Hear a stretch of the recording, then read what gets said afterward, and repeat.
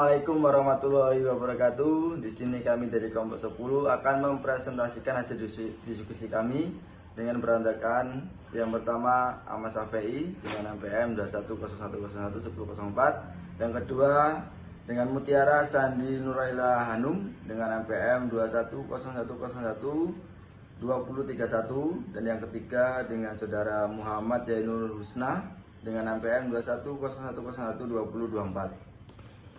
Langsung saja untuk pemateri yang pertama, yaitu saudara Mutiara Sandi Nuraila Hanum. Padanya saya persilakan. Assalamualaikum warahmatullahi wabarakatuh. Perkenalkan, nama saya Mutiara Sandi Nuraila Hanum dengan NPM 2101012031.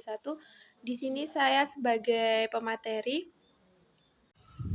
A. Perkembangan filsafat.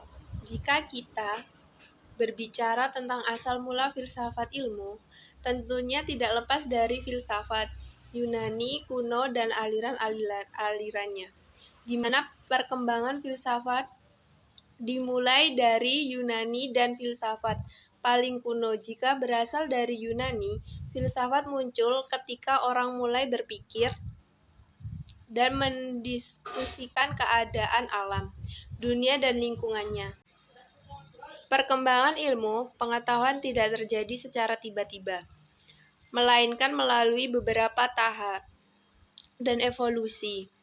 Banyak literatur yang kita miliki oleh adanya perubahan paradigma dan pandangan hidup yang berlaku saat itu. Oleh adanya perubahan paradigma dan pandangan hidup yang berlaku saat itu. Selama filsafat dapat melayani teologi, ini dapat diterima. Namun, filosofi yang dianggap bertentangan dengan ajaran agama atau gereja ditolak dan kebebasan berpikir diputus. Secara garis besar, periodisasi sejarah perkembangan filsafat ilmu pengetahuan dibagi menjadi 4 periode. Pada zaman Yunani kuno, pada zaman Islam, pada zaman Renaissance dan modern, dan pada zaman kontemporer. 1. Contoh zaman Yunani kuno. Yunani kuno identik dengan filsafat. Ketika Yunani disebutkan, filsafat muncul di benak mereka yang tertarik pada studi ilmiah. 2. Zaman Islam. Islam sangat menghargai ilmu. Hal ini terbukti sejak masuknya Islam yang dibawa oleh Nabi Muhammad SAW.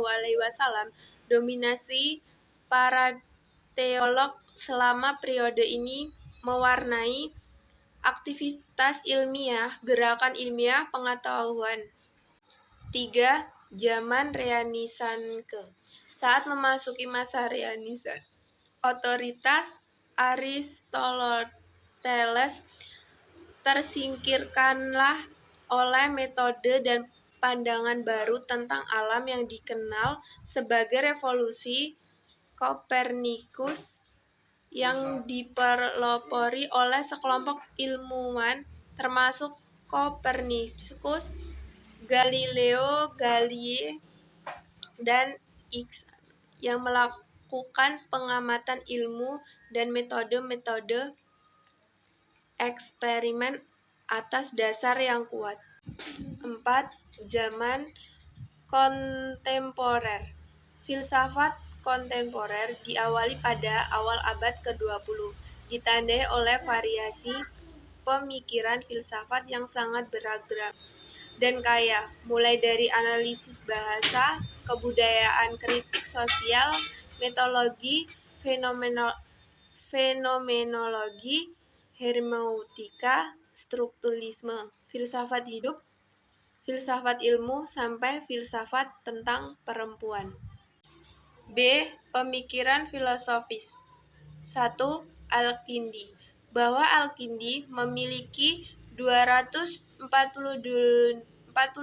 karya dalam bidang logika, metafisika, aritmetika, falak, musik, astrologi, demotrik, kedokteran, politik, dan lain-lain. 2. Al-Farabi, filsafat emanasi. Filsafat Al-Rabi terlihat pada karyanya yang paling terkenal, Mabadi Ara Al-Madinah Al-Fadilah, dasar-dasar pandangan penduduk kota utama. 3. Ibnu Sina, filsafat kejiwaan. Abu Ali Husain Ibnu Abdillah Ibnu Sina lahir di Absuna, suatu tempat yang terletak di dekat Bukhara di tahun 980 M. Pemikiran terpenting dari Ibnu Sina adalah filsafat kejiwaan, sebagaimana Al-Farabi. Ibnu Sina juga penganut emansipasi. Itulah yang bisa saya sampaikan. Jika ada kesalahan, saya mohon maaf dan saya ucapkan terima kasih. Wassalamualaikum warahmatullahi wabarakatuh. Demikian presentasi dari kelompok kami, kurang lebihnya kami mohon maaf. Saya akhiri, wabillahi taufiq wal hidayah. Wassalamualaikum warahmatullahi wabarakatuh.